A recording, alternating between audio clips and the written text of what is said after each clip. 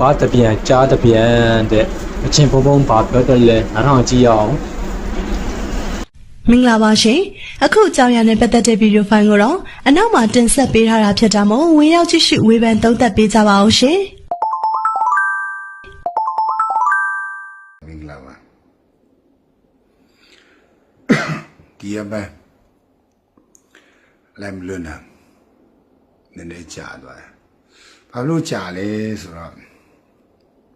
ကျွန်တော်ရဲ့ page ကခွာလိုက်ကြော်လိုက်နဲ့လောက်ရတာဒီအစစ်မပြေဘူးအားစားရောအခုမှ page ကိုဖွင့်ပေးတာမနေ့ကမှဖွင့်ပေးတယ်ဆိုတော့ဒီနေ့တရားဝင်ဖွင့်ပေးပေါ့ကျွန်တော် page ကိုပြန်ဖွင့်ပေးတယ်အဲကြောင့်အမှန်လို့star တွေပါတယ်ပြန်ပို့လို့ရပြီဆိုတော့စာပေါ်လာတယ်ဘောနော် live လို့နဲ့ကျွန်တော် page ကနေတရားဝင်ပြီးကျွန်တော် live ပြန်လုပ်လို့ရတယ်ဆိုတော့ဆက်သက်ပြန်လုပ်လို့ရမှာထင်တယ်နော်ထောင်ကနေပြန်ထွက်လာတယ် Facebook ထောင်ဒီဥမာလင်းထောင်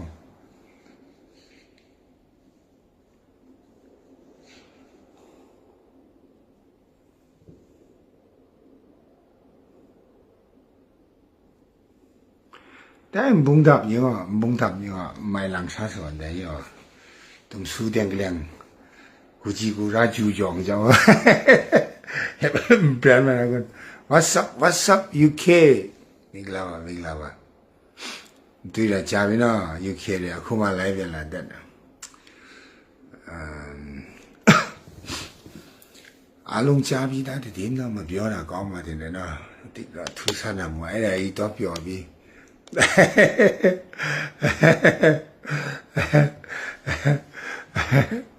考虑输到位了没有嫁到的路，我爷个嫁破的，没有表面为没有的，七百，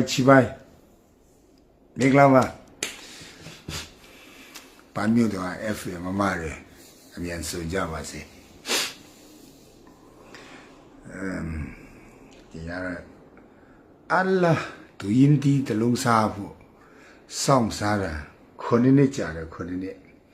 organic အရာစောင့်စားတာဟဲ့အပိုင်ဘယ်လိုပြီးတက်လာဟမ်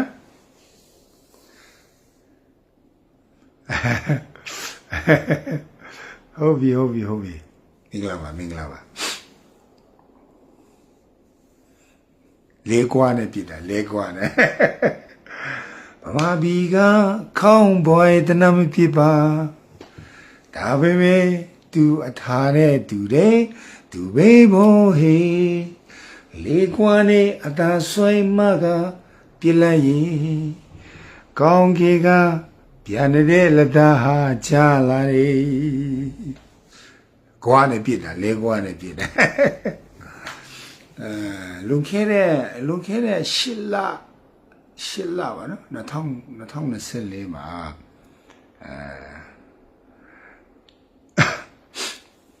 လွန်ခဲ့တဲ့2024မှာကျွန်တော်ဒီကချင်နဲ့တရုတ်နဲ့ဆက်ပါနော်ကချင်နဲ့တရုတ်နဲ့ဆက်မှာကချင်အထူးဒေတာတိဆိုတာရှိတယ်သူတို့ကဒီမြေရှားတွေနဲ့ရေလေကောင်းစားပြီးကျွန်တော်တို့ကချင်မြေတန်စရာတွေကိုမောင်ပိုင်စီးတဲ့အုပ်စုစစ်တပ်နဲ့ပေါင်းစားတဲ့အုပ်စုတွေ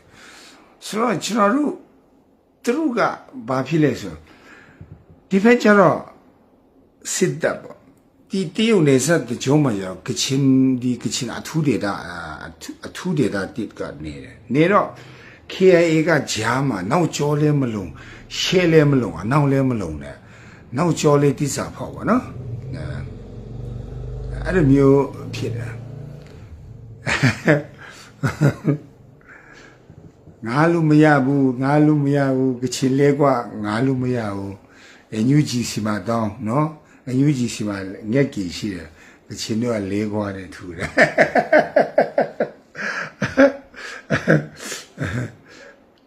ဟုတ်ပြီအခု လူပဲနဲ့တော့ share ပြီးပြီလေအခုဒီချက်လောက် share ပဲခုက fish ကအတက်ပြန်ဝင်လာပြီသူတော့ star တွေပူလို့ရပြီလို့တော့ရေးထားတယ်ရမရတယောက်နေရာတော့ပူကြည့်ပေးပါဦး star တွေပူလို့ရပြီလားဆိုသူတို့ဒီနေ့တော့စာဝင်လာတယ် star ပူလို့ရပြီဆိုရမရတယောက်တော့ one star လောက်ပူကြည့်ပါလားခဏကျွန်တော်ပြောချင်တာရအောင်ပြောရအောင်ဆိုတော့ဒီတရုတ်နေဇက်ကချင်ပြည်ရဲ့တရုတ်နေဇက်ကချင်ပြည်ရဲ့တရုတ်နေဇက်တကြောကိုတရုတ်ကအဲ့ဒီလူနဲ့ကြိုင်ပြီးကချင်ကိုကစားတာစကားပြောလိုက်ကစားလိုက်ရှော့လိုက်တင်းလိုက်အဲ့လိုမျိုးနဲ့သူကကချင်ကိုကစားတာစစ်တပ်နဲ့ဒီစစ်တပ်နဲ့ပေါင်းပြီးဒီတရုတ်ကတုံးစားလို့မရကျွန်တော်တို့မြန်မာနိုင်ငံကဟိုပေါ့မိတ်ဆွေကောင်းမရှိဘူးအိန္ဒိယပဲပြောဘင်္ဂလားဒေ့ရှ်ပဲပြောထိုင်းပဲပြောကျွန်တော်တို့အင်းနီနာချင်းကောင်းမရှိဘူးဆိုတော့ဒီတရုတ်နေဇက်တကြောမှာဒီတရုတ်ကဒီလားတရုတ်တွေကလူကောင်းလည်းမဟုတ်ကျွန်တော်တို့မိတ်ဆွေကောင်းလည်းမဟုတ်ဘူးမပေါင်းတင်မပေါင်းအပ်တဲ့ထဲမှာပါတယ်ဒီတရုတ်ဆိုတာမပေါင်းအပ်တဲ့ထဲမှာပါတယ်ရှင်းပြောလူတော်မဟုတ်ဘူးစေတနာလည်းမရှိဘူးမတတ်နိုင်လို့လားကျွန်တော်တို့ကတရုတ်နဲ့ပေါင်းနေတာပဲရှိတယ်ဆိုတော့ဒီတရုတ်ကြီးနဲ့တိစကားပြောနိုင်ဖို့ကဒီတရုတ်နေဆက်မှာရှိရဲ့မြောင်းလေလက်ကင်တုံးဒီစစ်တပ်စခန်းကိုရှိမှရမယ်ဆိုတဲ့ဟာကိုကချင်တွေကစပြီးမှသူတို့ပုံဖော်တာလုံခဲ့တဲ့နေ့ကပေါ့နော်2023-24မှာ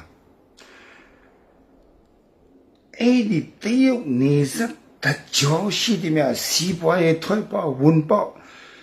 ဤပေါဖူတော်ဤပေါတဲ့အပေါကအစားဒေးပေါတဲ့အပေါကအစားခွီးတူပေါကအစားအကုန်လုံးကိုငါတို့ကချင်တွေ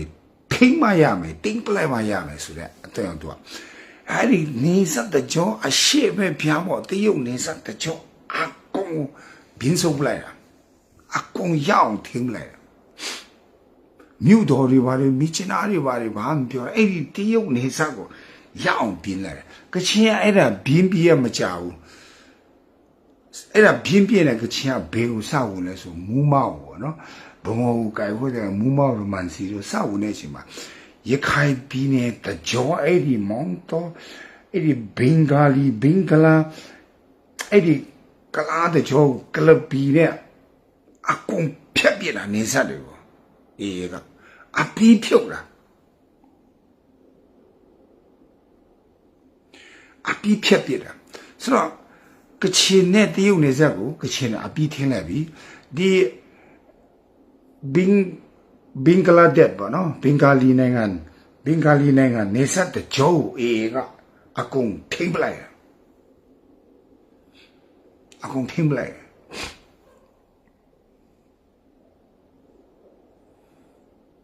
အဲ့ဒီ KIA ကဘောင်မော်ရင်လေပြင်းနေတဲ့အချိန်မှာ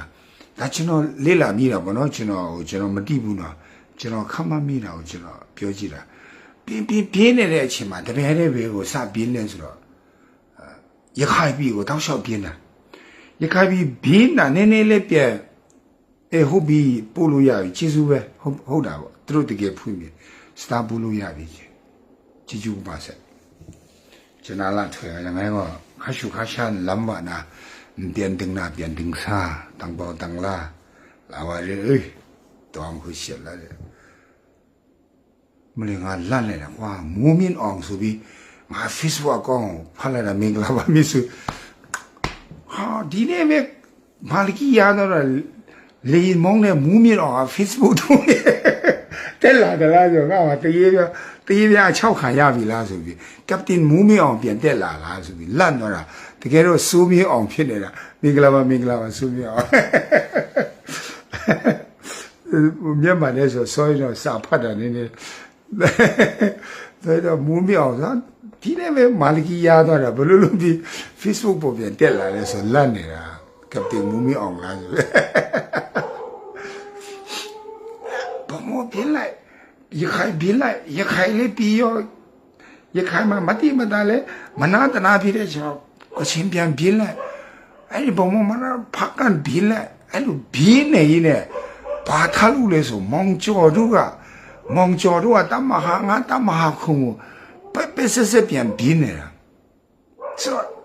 ပြင်းတာကြည့်တဲ့အချိန်မှာနေဆက်ကြီးပြင်းတာနေဆက်ကြီးပြင်းတာအခုမောင်ကျော်တွေနေဆက်ကြီးပြင်းနေတာဆိုတော့အခုကျွန်တော်တို့ဘာလို့နေမောင်ကျော်တွေနေဆက်ကြီးပြင်းနေတာဒါကျွန်တော်ခမန်းကြည့်တာပါနော်ကျွန်တော်လိုက်ကြည့်တာဒီနေ့ဒေါ်လာရဲ့သဘောတရားကမကြခင်မှာချင်းတွေစကိုင်းတဲ့အထက်ပိုင်းတွေအကုန်လုံးနေဆက်ကြီးပဲပြန်ကရင်ကနေလေတဲ့လေပွဲနာတောင်းတဲ့အချိန်ဘောလုံးပွဲလိုပဲတို့လက်ပွဲလိုပဲတကယ်လို့မြမောင်ကျော်ကင်းနေမတိမတာနာချင်းပြန်ပြင်းမလားမလို့ချင်းထပြင်းတော့ကရင်နီပါထိုင်းနေစားပါပြန်ပိတ်နေတဲ့ဘောမှာရှိတယ်ကျွန်တော်ခမန်းကြည့်တာပါနော်ကျွန်တော်မတိဘူးနော်ကျွန်တော်မတိဘူးဒါပေမဲ့ကျွန်တော်ခမန်းကြည့်တာမာရမန်နာတော့တပိုင်းဘူးနော်တကယ်လို့မန်သွားရင်လေအုံဖွမန်သွားတော့မာသွားရင်လည်းဘာဖြစ်ပါဘူးဒီဖိုးကြီးကရှောက်ပြောရင်းနဲ့ဒီကောင်အာချောင်းလို့မာသွားတယ်ခိစ္စမရှိဘူးအခုကြည့်ရတာဒီမြောက်လိုက်တဲ့ဒီဒုမနာသားတွေဒီကောင်တို့ပြူတွေဖုတ်တွေကိုကြည့်ရတာနေဆက်တဲ့အကုန်ပိတ်မဲ့သဘောမှရှိတယ်ဆိုတော့ရှမ်းမြောက်ပိတ်လို့မရဘူးမလားသဘောတရားကမအခုနောင်ချူကြောက်မေးဒီဘောထီရဲလူပေမှာအများဆုံး3လပဲ3လနဲ့4လမကြခင်မှာဒီမူမကုံတကူမှာနောင်ချူကြောက်မေးဒီဘောနဲ့ထီရဲနဲ့အေးတွေလာရှူလို့မျိုးဆုပ်ပေးလိမ့်မယ်ဆိုတော့ကျွန်တော်ထင်တာဒီရှမ်းမြောက်လမ်းကို topic ဆမ်လို့ရှမ်းမြောက်လမ်းပိတ်ဆမ်လို့ရှမ်းမြောက်လမ်းကိုပိတ်လို့ရတဲ့နည်းတွေရောက်လာလိမ့်မယ်ဆိုတော့ရှမ်းမြောက်လမ်းနဲ့လည်းမပြောတာကောင်းတယ်နော်ရန်သူဒီပေးတယ်လို့ဖြစ်တော့မှဆိုလို့မေပုံကြည့်လိုက်အတိတာကြီးကိစ္စမရှိဘူးအဘိရှိတယ်ထီးကြိုက်ရှိတယ်သိရမလားထီးကြိုက်ရှိတယ်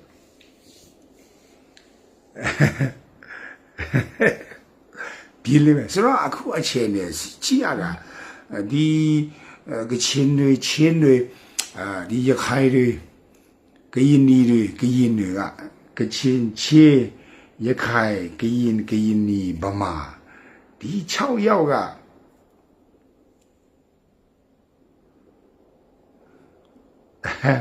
မရောက်ဘူးခဏကကျွန်တော်လာထဲပို့တာပဲရောက်တယ်50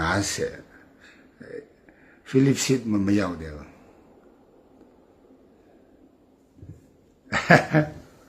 ချီပဲဘယ်စားမရှိချီပဲ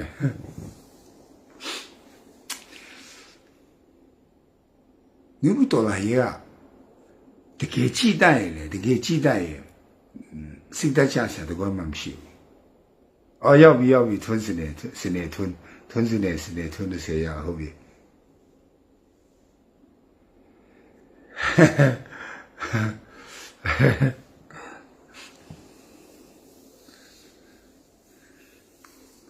清代楼下里面地不补的，喏，就到哪里了？အခုက9နှစ်လဲဘူးလာပြီကျွန်တော်တို့တခုတွေကိုဝိုင်းပြောရလဲအဆက်မရှိဘူးရှက်လေးရှက်တတ်မဲ့ဘူးသူတို့လဲခိုးပြီးလဲဝါနေပြီအခုလုံးနိုင်ငံခြားလဲထွက်ပြေးကုန်ပြီဆိုတော့ဒီတခုကြိုးတွေဟိုကျွန်တော်တော့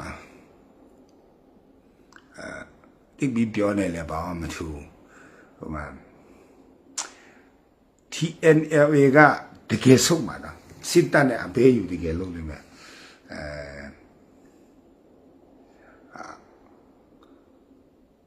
လောင်ချေတော့ကျွန်တော်အမင်းဆုံးတော့မဖွင့်ရတယ်ထီရနော်ဒါပေမဲ့ကျွန်တော်တင်းတရားထဲမကြော်တဲ့လောင်ချေတော့ဖွင့်ရတယ် TNLA ဘလောင်ဒီစစ်တပ်နဲ့တကယ်ကိုအပြည့်အခါရဲ့ဆေးလုံးပြီးသူတို့ဘလောင်တွေလူချင်တာတရားမရတော့သူတို့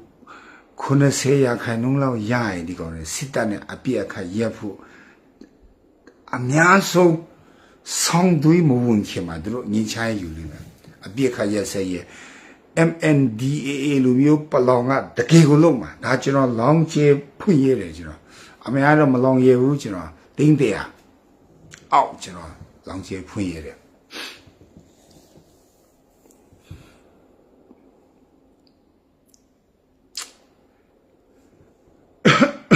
ကျေးဇူးပါတကယ်လုံးလိမ့်မယ်အဲကြောင့်ဒီ TNLA ကိုကျွန်တော်တို့ new dollar ရဲ့ဖွဲ့လို့အားကိုးတာကိုရပ်ပလိုက်ရတော့သူကိုကြီးတော့ဝမ်းတာတာပေါ့ဒါမဲ့လည်းသူဒီနောင်ချူတီဘောကြောက်မဲဒီမုကုတ်တွေကသူကတကယ်ဆုံးတဲ့အချိန်မှာသူပလောင်အကျိုးစီးပွားသူတို့လူချင်းနဲ့ဝနောင်ချူတီဘောကြောက်မဲဒီမှာဆုံးတဲ့အချိန်မှာအတူတကွအကျိုးအမြတ်ခံစားခွင့်ပေါ့အကျိုးအမြတ်ခံစားခွင့်သူတို့လုပ်လိမ့်မယ်50ကိုစစ်တပ်ကအဲ့ကဝင်ဝင်ပြည်ထောင်စုလမ်းမကြီးတုံနေဖို့တကယ်လို့စစ်တပ်50သူဘလောင်က50ဆိုသူလွတ်မှာအခုစစ်တပ်သူ50မပေးနိုင်ဘူးကျွန်တော်ကြားတော့30ခိုင်နှုန်းပဲစစ်တပ်က90ယူလူပြောလို့သူအဝေးစားမတည့်တယ်လားတခုစိတ်ဝင်စားစရာကောင်းတာကအခုကိုခိုင်မြို့နေပေါ့နော်အကလောငယ်ကင်ပါနော်ဟလားဒီကိုခိုင်မြို့နေဒီနမ်ဖတ်က105မိုင်ကုန်းတော်ရဲ့ကြီးသူချောင်းမှာ KA နဲ့ PDF တွေရှိတယ်ဆိုတော့ဘာဖြစ်လို့ပလောင်ရင်းချယူစစ်တပ်နဲ့အပြစ်ခရဲစေးလို့ဖို့တေချာတာလေဆိုတော့အခုအဖက်မှာရှိတဲ့ပလောင်တွေကအဲ့ဒီကိုခိုင်နမ်ဖတ်ကမှာရှိတဲ့ PDF တွေခဲသူတို့ပြဿနာဆရှာတယ်ပဲပြဿနာဆရှာတယ်ဘာဖြစ်လို့ပြဿနာရှာနာဖြစ်နေတယ်လဲဆိုတော့ကြည့်ရတာ KA နဲ့ KA က TNLA MNDAA လူမျိုးစစ်တပ်ကိုလမ်းဖွင့်ပေးဖို့စစ်တပ်နဲ့အတူပြန်ပြီးမှအတူပူမြောက်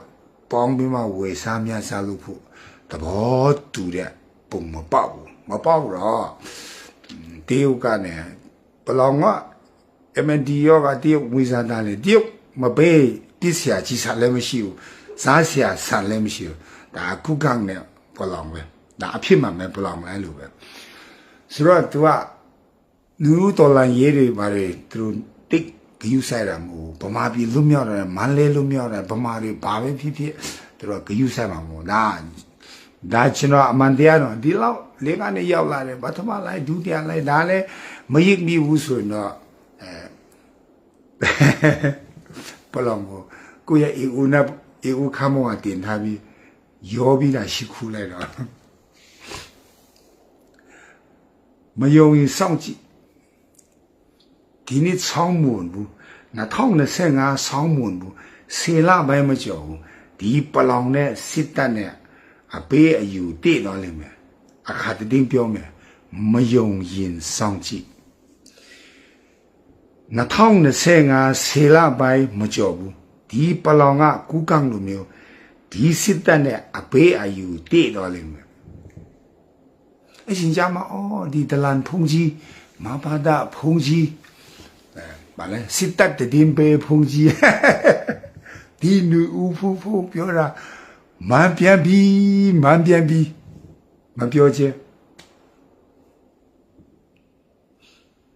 ကျွန်တော်လည်းတထေးကြီးတော့မဟုတ်ဘူးဒါပေမဲ့ကျွန်တော်မစင်းရဲပါဘူးခွိုက်ခောက်ပြီးအလူခံစားရလောက်အောင်လည်းကျွန်တော်မစင်းရတယ်မတွေ့တာကြာပြီမင်္ဂလာပါညီဟောင်း大家你好ကျေးဇူးပါကိုဂျက်စတင်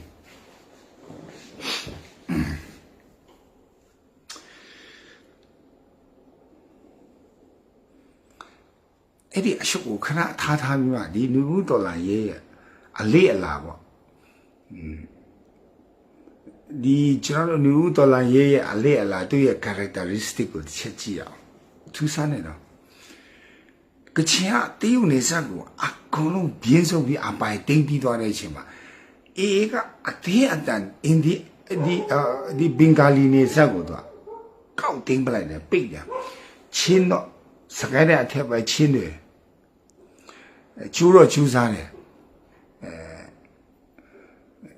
အဲ့လောက်အရာမရောက်ဘာဖြစ်လို့ဆေးဆိုတကယ်ဆိုအစီအစဉ်ရှိတယ်ဒီကျွန်တော်တို့ချင်းမှာအိန္ဒိယနေစားအကုန်ပိတ်ဖို့တယ်စကိုင်းတဲ့အထက်ပိုင်းအကုန်ပိတ်ဖို့အဲ့ကျွန်တော်တို့ချင်းတွေကတယောက်နဲ့တယောက်ရံဖြစ်မီဇိုကတတ် CBA တတ် CNF ကတတ်ဘဒူမာတယ်လေဘဒူမာတယ်လေဆိုတာကိုပြောတော့မတတ်တော့ဘူးဘဒူမာလို့ဘဒူမာတယ်လေမတိဘဒူမာလို့ဘဒူမာတယ်လေမတိတကယ်ဆိုအင်မတန်တတိရှိတဲ့လူမျိုးတွေဖြစ်တယ်ဒီနူးတော်လာရဲမှာတူမီးနဲ့စပြီးမှဘီလာတဲ့အဖွဲတွေဒါချင်းလူမျိုးတွေချင်းတောင်ဘလောက်ဇပြင်းနေဆိုချင်းတွေနေတာမဟုတ်ဘူးဇအဲ့လောက်ကောင်းတဲ့ဇရှိတဲ့ကျွန်တော်တို့ချင်းညီကိုတွေကချင်းတွေအကူချင်းတွေကတခါတလေကျတော့ရှက်တဲ့ကိုအကူတွေကဒီလိုမျိုးစကားများရန်ဖြစ်နေတယ်ဘလူတော့ပြောပြမှမသိဘူးတခုပဲပြောချင်တယ်ဖះကိုတီးတဲ့လူမျိုးတွေကျွန်တော်တို့ကချင်းတွေအကူချင်းတွေပြီးမှယူဖះကိုတီးတာမဟုတ်ဘူးနဲ့ကျွန်တော်တို့ချင်းတွေကတန်ရှင်းသောဝိညာဉ်တော်ဖះကိုထေဝုံတကယ်ကို intimacy with God လို့ခေါ်တာဖះကိုလေတန်ရှင်းသောဝိညာဉ်တော်ဖះနဲ့ကိုမိတ္တဟာရဖွဲ့တတ်တဲ့လူမျိုးကျွန်တော်မြန်မာနိုင်ငံမှာရှိတဲ့များစွာသောခရိယန်တွေအတွက်တန်ရှင်းသောဝိညာဉ်တော်ဖះနဲ့မိတ္တဟာရဖွဲ့တဲ့နေရာမှာစံပြဖြစ်တဲ့ချင်းလူမျိုးတွေကဒီနေ့အချင်းချင်းတတ်ကြဖြတ်ကြဘာမှတန်ဖိုးမရှိတဲ့ကြောက်တောင်ကြီးအဲ့ဒီစကားတော့မပြောချင်တော့ကိုလူမျိုးအချင်းချင်းဗျာတတ်ကြဖြတ်ကြCB က CNF ကိုတမျိုးပြော CNF က CB ကိုတမျိုးပြောကိုအချင်းချင်းဗျာတည်မလားကိုလူမျိုးအချင်းချင်းဘသူမားနဲ့ဘသူမားနဲ့ဆိုတာပြောနေအလကအကျိုးရုပ်တယ်အဲကြောင့်လောကမှာတရားနှစ်ပါးရှိတယ်တစ်ခုကအမှန်တရားပါလဲဆိုတွားမျက်စိတဲ့မျက်စိအပြစ်အခါကတည်ချင်းဖြစ်တယ်အသွေးမသွေးအပြစ်မလို့အဲ့ဒါအမှန်တရားတမန်တရားကငါတို့ဒီအပြစ်ရှိလက်ပြီးငါတို့ကိုချစ်ပြီးမှခွလွတ်တဲ့တရားငါတို့အတွက်အသွေးသွင်းပေးတယ်အသေးခံပေးတယ်မြုပ်နှံတိကျူပေးတယ်ငါတို့အတွက်ရှင်ပြန်ထမြောက်တယ်ဆိုတော့ကျွန်တော်တို့ချင်းကြီးကိုချင်းရံဖြစ်နေတာဘလူပြောပြရမှတော့မသိတော့ယေရှုခရစ်တော်ကိုအင်မတန်ချစ်တဲ့လူမျိုးတွေယေရှုဒီလောကကိုဆင်းလာတာခရိယန်ဘာသာကိုတည်ထောင်ဖို့မဟုတ်သူဒီလူအပြစ်ရှိသောလူတွေကိုခွင့်လွှတ်ဖို့ဆင်းလာတာယေရှုဒီအပြစ်ရှိသောလူတွေကိုခွင့်လွှတ်ဖို့လောကကိုဆင်းလာတာသူယေရှုခရစ်တော်မိမိရဲ့အသက်သခင်ကယ်တင်ပိုင်ရှင်ဖြစ်စိတ်နှလုံးနဲ့ယုံကြည်ပြီးနှုတ်နဲ့ဝန်ခံကယ်တင်ခြင်းရောက်တယ်လူတွေကိုချစ်ချင်းမြတ်တာပြဖို့လူတွေကိုခွင့်လွှတ်ဖို့ဆင်းလာတာအဲ့လိုမျိုးဖျားကိုအပိုင်ရထားတဲ့ချင်းလူမျိုးတွေအချင်းချင်းခွင့်မလွတ်နိုင်ဘူးအချင်းချင်းမချစ်နိုင်ဘူးချင်းအချင်းချင်းတတ်ကြဖြတ်ကြ CB နဲ့ CNF နဲ့ချင်းကောင်စီနဲ့ချင်းညီကိုနဲ့ချင်းကောင်စီချင်းညီကိုနဲ့ဟိုပြောချင်တာချင်းညီကိုနဲ့ဗမာညီကိုတွေတတ်ကြတယ်ဆိုတာတမျိုးချင်းညီကိုတွေနဲ့ရခိုင်ညီကိုတွေတတ်ကြတယ်ဆိုတော့တမျိုးအခုကချင်းဒီခွလွတ်တဲ့ဖျားကိုမောင်ပိုင်စီရထားတဲ့ကျွန်တော်ချင်းညီကိုတွေအချင်းချင်းတတ်ကြဖြတ်ကြဆိုဘုံတော်မထင်ရှားဘူးတကယ်ကိုအဲ့လိုမျိုးဘုံတော်မထင်ရှားဘူးကိုနဲ့ဆက်ဆိုင်တဲ့ကိုရဲ့ညီကိုတော်ကိုကမချစ်နိုင်ပဲနဲ့ဘုရားသခင်ကိုချစ်တယ်ဆိုတာအဲ့ဒါလိမ့်တာဆိုတော့ကျွန်တော်တို့ချင်းခရိယန်တွေအသက်ရှင်တဲ့ဘုရားကိုတည်တဲ့ချင်းတွေကျေးဇူးပြုရတဲ့ချက်လောက်ရှင်းပဲเนาะဒီနေ့မှကျွန်တော်ရဲ့ page ကစပြီးမှလွတ်လာတဲ့စကားမှပေးလို့ရတယ်အဲကြောင့်ရှင်းပဲဒီချက်လောက်ရှင်းထားပဲလူ50 60လောက်ရှင်းကြည့်ကျွန်တော်တို့ကဘုရားကိုတကယ်ချစ်တယ်ဆိုမဟုတ်ခင်ဗျားတို့ဆုတောင်းလဲဘုရားနားမထောင်အလကားပဲဆုတောင်းမနေနဲ့ အဲ့ဒီစီဘီလဲစုမတောင်းနဲ့စီလဲပဲစုမတောင်းနဲ့မင်းတို့ချင်းအချင်းချင်းတတ်ကြဖြတ်ကြအောင်မယ်ဆိုစုတောင်းမနေနဲ့မင်းတို့ရဲ့စုတောင်းတဲ့ဘုရားသခင်လုံးဝနားမထောင်တကယ်ပြောတာကျွန်တော်တင်းလို့ဆရာကျွန်တော် Raven ကုမ်ဆန်ပြောတယ်လုံးဝစုမတောင်းနဲ့ရှိပဲချင်းကြီးကိုယ်အချင်းချင်းတတ်ကြမယ်ဆိုငါတို့ဒီသူတပားဖတ်တော်စာဖြစ်တယ်ငါတို့ရဲ့အသက်တာငါတို့ရဲ့ကျွန်တော်တို့ရဲ့ manner ကချင်လူပြောဆိုမနောတန်ဆတ်လို့ခေါ်တယ်ကျွန်တော်တို့လုတ်ပုံကိုင်ပုံပြောပုံဆိုပုံကိုကြည့်ပြီးမှငါတို့ကူးကွယ်တဲ့ဖခင်ကိုသူများကကြေးရတတ်ကြတယ်ထူးနည်းတကောင်သူများဒီချီးမွမ်းတတ်ကြတယ်ငါတို့ချင်းတွေအချင်းချင်းတတ်ကြဖြတ်ကြတာဒီဖခင်သခင်ရဲ့ဘုန်းတော်ကိုရှုတ်ချတယ်ကျွန်တော်ချင်းတွေအချင်းချင်းတတ်ကြတယ်ဖြတ်ကြတယ်အတင်းတုပ်တယ်စီဘီယာCNF ကအတင်းတုပ် CNF က CB ကအတင်းတုပ်ချင်းကောင်စီနဲ့ချင်းညီကိုချနေကြတာဖျားခင်ဘုံတော်ကိုရှုတ်ချဖြစ်တဲ့အကြောင်းမင်းတို့ CB ဘလောက်ပဲမှန် CNF ဘလောက်ပဲမှန်ဖျားသခင်ရဲ့အမျက်ဒီတင်းတော့အပေါ်မှာတက်ရောက်တယ်အဲ့ဒါဘာဖြစ်လဲဆိုတော့ English ကမှ insulted လို့ခေါ်တယ်စော်ကားတာဖျားကိုစော်ကားတာချင်းတွေအချင်းချင်းဒီမျိုးတတ်ကြဖြတ်ကြတာကြီးအသက်ရှင်တဲ့ဖျားကိုစော်ကားတာအခါတင်းပြောမယ်နော်ရှေးတာကျွန်တော်ကချင်တွေရအကူလို့တကယ်ခံယူတယ်ဆိုရင်ကျွန်တော်ကချင်ဖြစ်တယ်ရှေးချင်းတွေအချင်းချင်းဒီလိုမျိုးတယောက်နဲ့တယောက်ကြေးရတဲ့ဝေဖန်တဲ့ပြစ်တင်တဲ့တယောက်နဲ့တယောက်ချင်းအချင်းချင်းတတ်နေကြတယ်ဆိုရင်ဖခင်ရဲ့အမျက်ဒေါသကိုဆွာနာနဲ့အတူတူပဲမင်းတို့စီဘီလဲစုမတောင်းနဲ့ CNF လဲစုမတောင်းနဲ့မင်းတို့ရဲ့စုတောင်းတန်ကိုဖခင်ခင်နာမညောင်းယေရှုခရစ်တော်ရဲ့ငါတို့အပြစ်ရှိလက်ပြင်ငါတို့အပြစ်ကိုခွင့်လွတ်တယ်တဲ့အဲ့ဒါတမန်တရား I'm not really Christian, you know.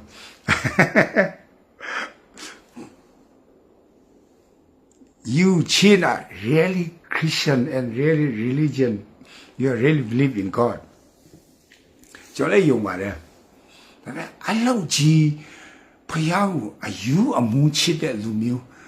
ဖခင်ရဲ့နှလုံးသားကိုရတဲ့လူမျိုးတန်ရှင်းသောဝိညာဉ်တော်နဲ့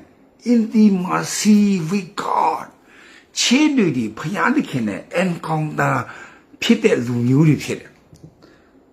Holy Spirit နဲ့တကယ်ကို encounter intimacy ဖြစ်တဲ့လူမျိုးချင်းဆိုတာနင်းနော်မဟုတ်ဘူးအသက်ရှင်တဲ့ဖခင်ကိုတည်ရမဟုတ်ဘူးအဲ့ဒီဖခင်နဲ့မျက်နှာချင်းစာပြီးစကားပြောတတ်တဲ့လူမျိုးတွေတယောက်နဲ့တယောက်တတ်ကြဖြက်ကြအတင်းတုပ်ကြတာမရှက်ဘူးလားမရှက်ဘူးလားမင်းတို့ချင်းတွေမရှက်ဘူးလား CB လည်းမရှက်ဘူးလား CNF လည်းမရလားမင်းတို့မရှက်ဘူးလားကျွန်တော်ကချင်ချီးရဲ့ညီတင်းလို့ဆရာတဲ့နဲ့ကျွန်တော်ရှက်တယ်မလုပ်ကြပါနဲ့အဲ့တော့ဟုတ်ပြီဒီတဲ့ကျွန်တော်တို့ဒီမျိုးတော်ရဲ့အရွေကိုပြန်ကြည့်တဲ့အချိန်မှာအရှိမြောက်ဖျားကတရုတ်နယ်စပ်ကိုကချင်တွေပိတ်ချလိုက်အပြီးပဲပိတ်လိုက်မြန်မာနိုင်ငံကိုကုန်စည်စည်းစိမ်ခွင့်ကိုလွတ်လပ်ပေးတယ်အခုဆောင်ပြီးမှရန်ကုန်မှာလည်းဆင်းသွားရတယ်ရှမ်းမြောက်တော့ခဏထားနောက်မှမပြောတယ်ရန်သူတည်တင်းပိတ်လို့ဖြစ်မှာဆိုအခုရခိုင်အကုန်ပိတ်လိုက်ပြီအဲ့ဒီဘင်္ဂါလီနိုင်ငံနဲ့ပိတ်လိုက်ပြီရခိုင်လည်းထရောက်သွားပြီအဲဆိုဘာကြမ်းနေလဲဆိုကရင်နီကြမ်းနေတယ်ကရင်ကြမ်းနေတယ်ဆိုအခုကြည့်ရတာကရင်ကဒီတမဟာ9ပိတ်မယ်တမဟာ9ပိတ်မယ်ဆိုရင်တမဟာ6လဲကျွန်တော်ခမန်းပြီးပြောချင်တော့ကျွန်တော်မသိဘူးနော်မကြခင်မှာတမဟာ6ဒီဝေါ်လေဗျူဟာတို့ဒီကျွန်တော်တ တေဘောဘူးတို့ဘာတော့အကုန်လုံးပြန်တင်းလေးခဲကော်တွေတင်းပြီးမြောက်ဒီပြန်တင်းလိမယ်လို့တော့ကျွန်တော်မတိဘူးနော်ဒါပေမဲ့သူတို့ရဲ့ဒီမုံကျော်ရဲ့အခင်းအချင်းကြီးရတာနေစထိုင်းနဲ့ကရင်ပြည်နယ်နေစအကုန်လုံးကိုသူတို့ပြန်ကြိုင်ချင်တဲ့သဘောမှရှိတယ်ကြိုင်လဲကြိုင်နေတယ်ဆိုတော့နေစထွေပေါက်ခုနစရခဏလောက်မုံကျော်တွေကြိုင်ပြီးသွားပြီဖျားတုံးစုချမ်းမယ်အမြောက်ဒီချမ်းမယ်ကြည့်ရတာကြိုင်မှာဒါပေမဲ့သူတို့ရဲ့ကရင်နီလဲကြိုင်လိမ့်မယ်အခုချင်းကျွန်တော်စကိုင်းတဲ့အထက်ပိုင်းကြိုင်လိမ့်မယ်ဒါပေမဲ့သူ့ရဲ့အချိန်ပေါ့နော်သူ့ရဲ့ timing သူတို့တယောက်ကပွဲခဏနားနေရှိမှတယောက်ကပွဲပြင်ပြင်းနေအခုကချင်မှာရမ်းပြင်းပြီးမတိမတာလဲအနာတောင်းလာတဲ့အချိန်မှာကရင်နေပြန်ပြင်းနေကရင်နေပြင်းနေတဲ့ချိန်မှာဂျူချာပေါ့ရခိုင်လဲထားပြင်းနေကချင်လဲထားပြင်းနေကျွန်တော်ချင်းညီကူတွေကျွန်တော် CB ရောအကုန်လုံးကသူအနာခဏတောင်းနေတဲ့အချိန်မှာကရင်နေလဲမတိမတာလဲနားနေချိန်မှာကရင်ကရေလေပြင်းနေဆိုတော့ကရင်ပြင်းနဲ့သူ့ရဲ့အကန့်တခုသူအနာမတိမတာအနာတောင်းချိန်မှာကျွန်တော်ထင်တယ်ရခိုင်ပြန်ပြီးမှတယ်ရခိုင်အခုတူးစားနေတဲ့အကြောက်ဖြူဒါကျွန်တော်ခမနာမှာကျွန်တော်မတိဘူးနော်တကယ်လို့ကျွန်တော်ပြောတာမားတာရှိလဲခုတော့ပြပါနော်ဆိုတော့ကရင်နီနဲ့ချင်းနဲ့များချစ်လို့ဒီကချင်ရဲ့ကရင်နီရဲ့ကရင်ရဲ့ချင်းရဲ့ရခိုင်ရဲ့သူတို့တိုင်နေရှိတယ်အဲ့မှာကျွန်တော်တို့ဗမာရေ sorry ဗမာရေ6မျိုးဒီရေစီးချောင်းမှာတို့ကျွန်တော်ခမနာတော့ကျွန်တော်မကြည့်ဘူးလို့မတေချောင်းတော့ကျွန်တော်ထင်တာ SSPP SSA ရှမ်းတွေပါလာနိုင်လိမ့်မယ်လို့ကျွန်တော်ခမနာအခုတော့မဖြစ်နိုင်တယ်နောက်ထပ်အောက်တူဘာလာပဝန်းကျင်လောက်မှာပလောင်ရဲ့အခြေအနေပေါ့နော်ဥမာပလောင်က6လပိုင်း10လပိုင်းမှာဒီစစ်တပ်နဲ့ MNDAA လူမျိုးတို့ကြောက်မဲနောင်ချူဒီဘောပြန်ပေးပြီးအဲ့ဒီကြောက်မဲနောင်ချူဒီဘောမှာသူတရားဝင်စခန်းထိုင်စစ်တပ်လက်ထိုင်သူလက်ထိုင်ပြီးပလောင်ပြည်နယ်ဘေးပုံစံစစ်တပ်နဲ့စကားပြောပြီးစစ်တပ်ဒီပလောင်ကိုဘေးအတိုင်းအတာအထိ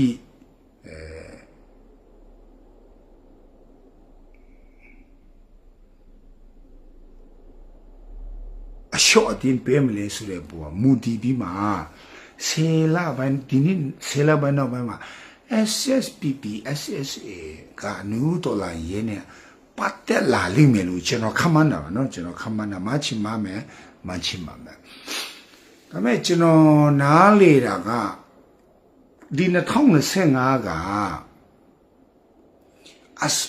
ဒီ2025ပေါ့နော်ခရစ်စမတ်မရောက်ခင်မှာအဆုံးတက်လို့ရတဲ့အရာအကုန်လုံးဒီပါကိုအဆုံးတက်သွားလိမ့်မယ်လို့ကျွန်တော်ဒီတိုင်းပဲခမန်းတယ်အဲ့ဒီမှာကျွန်တော်ဗမာ PDF တွေဆုံးဖြတ်ချက်ပြတ်တချပြီးသူ့ရဲ့ညီကိုတိုင်းရင်းသားတွေနဲ့သူတို့လက်တွဲပြီးအလုံးလုံးနေကြတယ်မြောက်ပိုင်းဗမာတွေကကချင်နဲ့လက်တွဲပြီးအလုံးလုံးကြတယ်အနောက်မြောက်ပိုင်းဗမာတွေက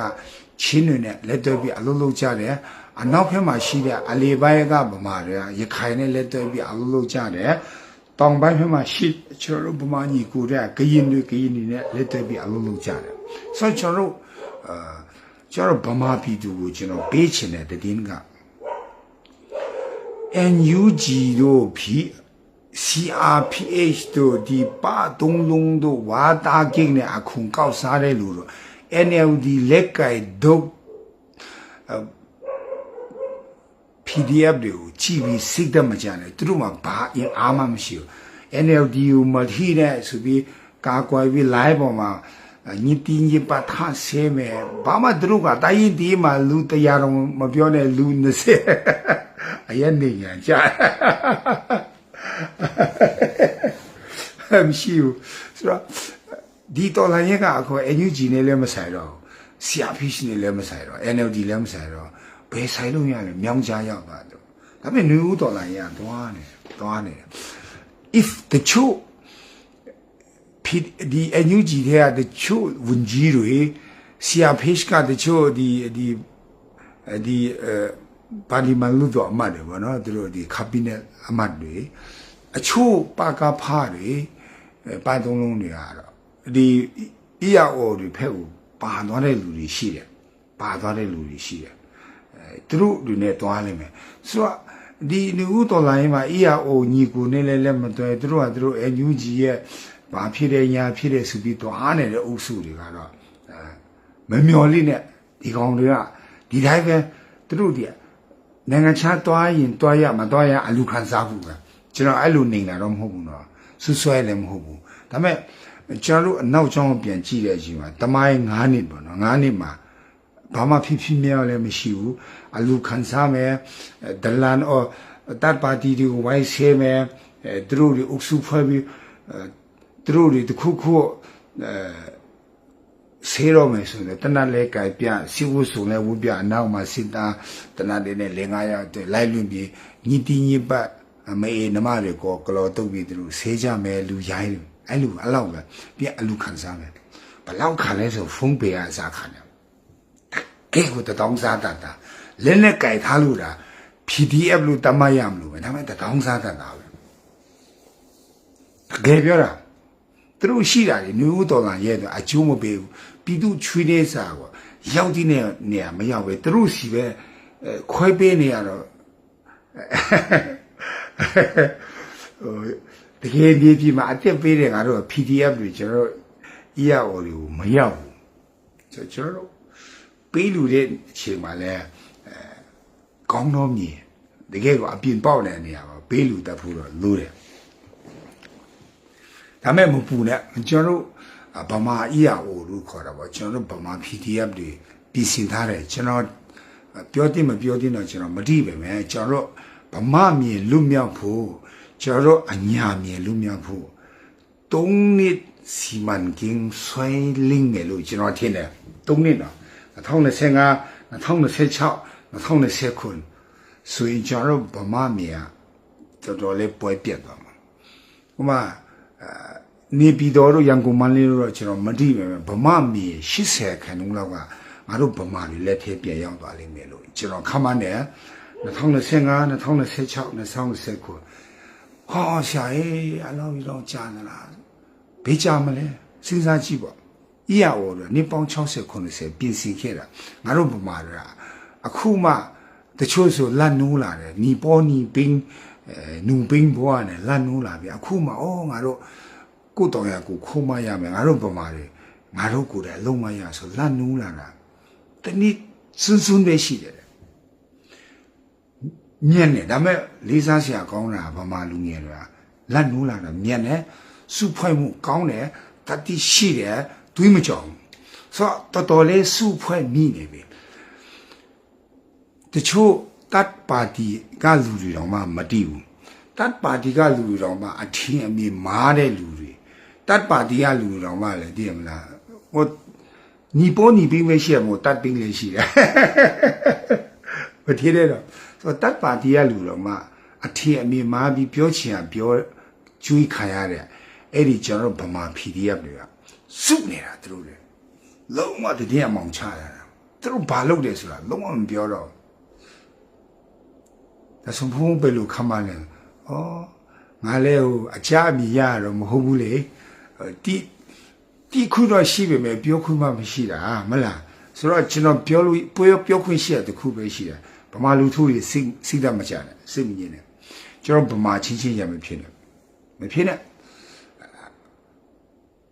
ဒါရန်သူဝတ်တာမဖြစ်နဲ့ဆိုတော့ကျွန်တော်ဒီမြင့် online နဲ့ပြူတွေဖုတ်တွေကိုပြင်းဖို့ကငါတို့ဗမာလက်နဲ့ကြိုင်တယ်စုဖွဲ့မှုကလုံလောက်နီးပါးဖြစ်နေပြီလုံလောက်နီးပါးဖြစ်နေပြီအစင်းတိနီးပါးဖြစ်နေပြီသူတို့တွေစုဆောင်ဆရာရှိတာစုဆောင်ပြင်ဆင်ဆရာရှိတာပြင်ဆင်နေတာဆိုတော့သူတို့ဘာဆောင်တယ်လဲဆိုတဲ့ဟာကိုကျွန်တော်ပြန်ခမှန်းကြည့်တာပေါ့နော်ဒါဆိုဗမာ PDF တွေဗမာလူငယ်တွေဗမာ EAO တွေဘာဆောင်နေတယ်လဲဆိုတဲ့ဟာကိုကျွန်တော်ပြန်ခမှန်းကြည့်တဲ့အချိန်မှာသူတို့ရဲ့ စီနီယာတွေဖြစ်တဲ့ ERO တွေကိုစောင့်နေတယ်သူတို့ရဲ့အင်အားကို ERO တွေစီမှာပို့ပြီးမှဒီ ERO နေနဲ့လွတ်မြောက်ဖို့လုပ်နေဘာဖြစ်လို့လဲဆိုတော့ကျွန်တော်ခမတ်တာပေါ့နော်ကျွန်တော်ထင်တာပေါ့နော်ကျွန်တော်မသိဘူးနော်2025ဒီဇင်ဘာမရောက်ခင်17လပိုင်းလောက် ERO တွေသူတို့အဆုံးတတ်လို့ရတဲ့အပိုင်းတွေပေါ့နော်ဖြစ်နိုင်အကုန်လုံးသူတို့အဆုံးတတ်ချင်တယ်ဆိုတော့အဆုံးတတ်လို့ရတဲ့အပိုင်းတွေအကုန်လုံးသူတို့အဆုံးတတ်ဖို့သူတို့ပြင်ဆင်နေတဲ့ဟာကိုကျွန်တော်ခမမိတယ်ဆိုတော့ဗမာ ERO တွေကအဲ့မှာသွားအားဖြည့်တယ်ဆိုတဲ့သဘောတရားကကချင်ရဲ့ဗမာရဲ့ချင်းရဲ့ကရင်ရဲ့ရခိုင်ရဲ့ဒီ6ဖွဲ့ကအချစ်အဆက်ရှိလို့ဘောမလားအဲ့လိုပြန်ပြီးကျွန်တော်တို့ကဂွိဆက်ပြန်လိုက်ရအဲ့ရဲ့သဘောတဘာပါဒီနွေဦးတော်လာရဲ့ကတူတူလူငါတမင်းလုံနေမှာမဟုတ်ဘူးမင်းတို့ပလောင်တို့ကူကန်းတို့ဒီလူမဟုတ်တဲ့လူအလူမဟုတ်တဲ့လူဒီပစလည်းသူများကိုပြောမယ်ဆိုတင်းအောင်ဆရာဖူကြီးဖြစ်မူချူပြီးချူပြောတယ်ဒီပစလူဘုတ်တယ်လူပဲလေပလောင်လဲလူပဲလေတော်သူဘာပဲဆက်ဆက်မြစ်ပုတ်ပဲဆက်ဆက်မြစ်ချစ်ပဲဆက်ဆက်သူလဲလူပဲမားနေဒီပစတခုကဒီမာထလေပဲတောက်သူကသူမားပောင်ပဲဖြစ်ဖြစ်ဒီလာတည်းကိုလေသူလဲလူပဲဒါပေမဲ့ကုကောက်နဲ့ TNLA နဲ့မတူဘူးလုံးဝမတူဘူးသူတို့ရဲ့ဒီနေသူတို့ရဲ့ကိုယ်ပိုင်ဖြတ်တာခွင့်ရဖို့ပဲသူတို့တနက်ကဲကချင်တွေရှားတွေကရင်တွေချင်းတွေသူတို့ဆုံးရှုံးသွားတဲ့သူတို့ရဲ့အခွင့်အရေးကိုပြန်လို့ချင်းတော့သူတို့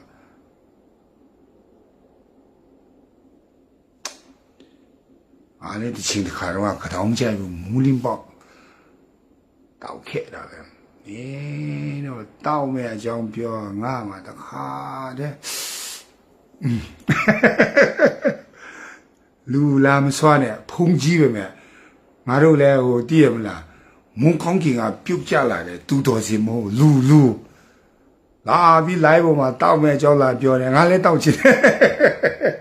မကောင်းတဲ့လူငါတို့ဒါကိုစွတ်နေတာလာပြီးမှဒီဦးချောင်းတိုက်တာတွေတောက်မဲ့အကြောင်းလာပြောတယ်ငှက်ကြီးရတယ်တောက်တော့မယ်ဆိုတာကြီးပဲငှက်ကြီးရတယ်တောက်တော့မယ်ဆိုတာကြီးပဲ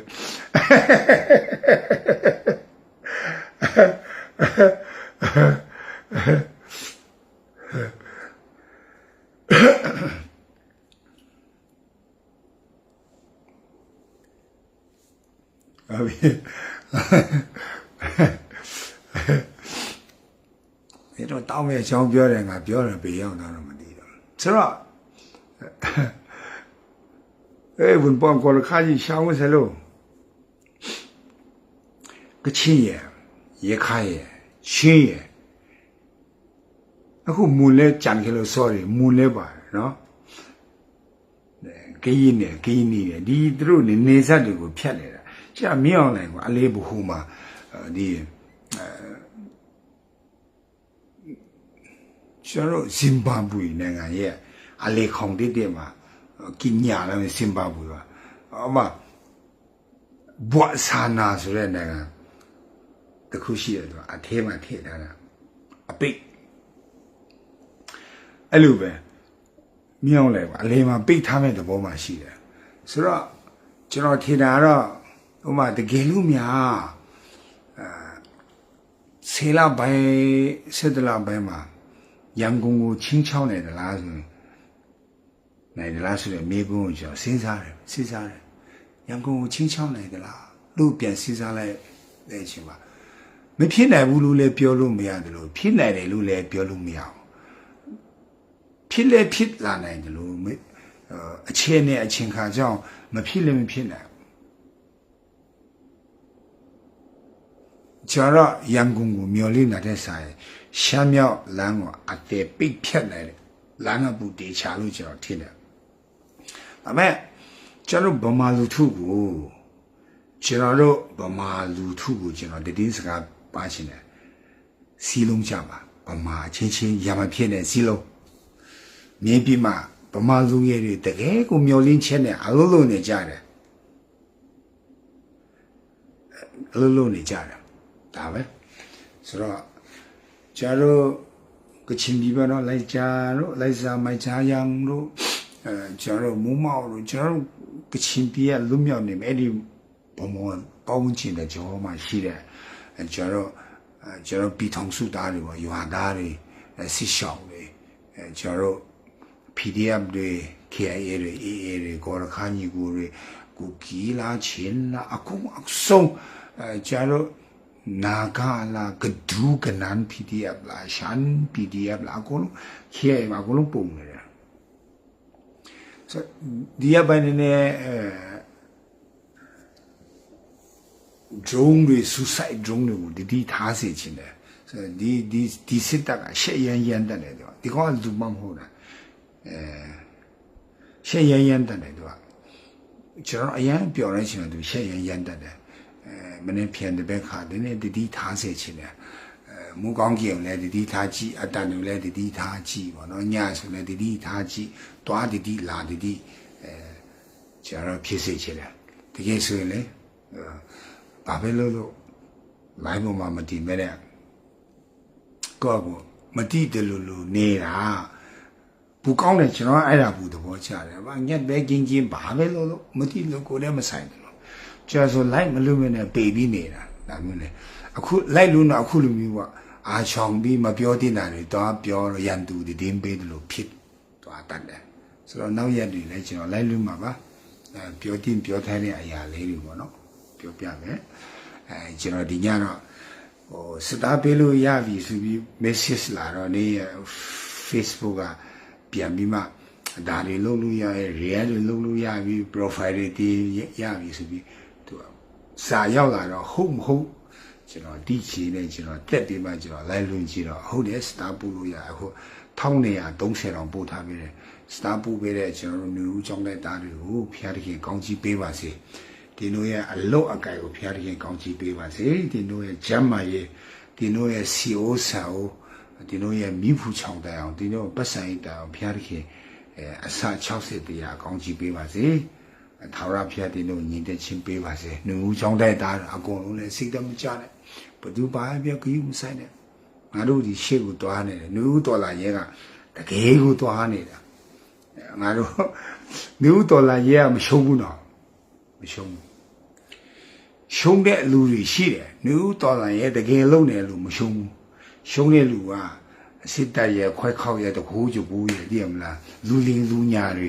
fast food ပေးတဲ့လူတွေမနေ့ကတည်းကခါပဲနိုင်တော့မလို့လက်တုံးချောင်းထောင်ပြီးပြည်သူကိုချင်းထည့်တဲ့လူတွေဒီတော်လာရဲ့မှာရှုံးနေတယ်။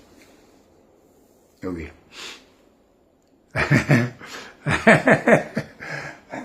ချီဒီစိတ်ထားတာ对了，这亲谁也行，公正他人喏，对吧？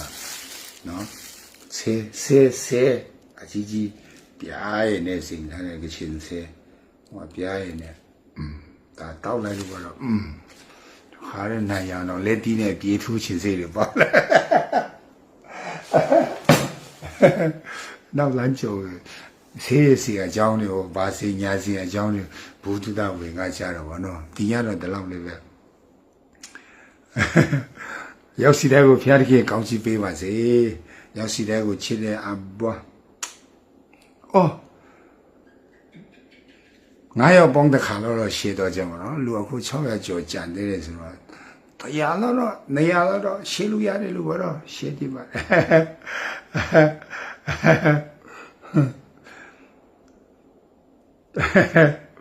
啊，你说啊，คิดกันตลอดสู้ตัวไปละเงี้ยเทียมหูหรอวะล่ะ